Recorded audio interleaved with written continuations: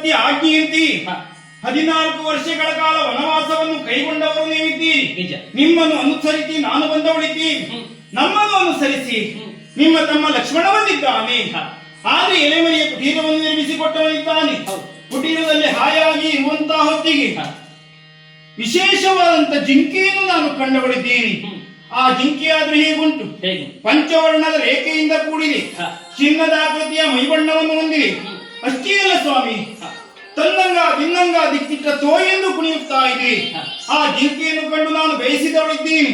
ಆದಷ್ಟು ಬೇಗ ತಂದು ಕೊಡ್ತೀರಾ?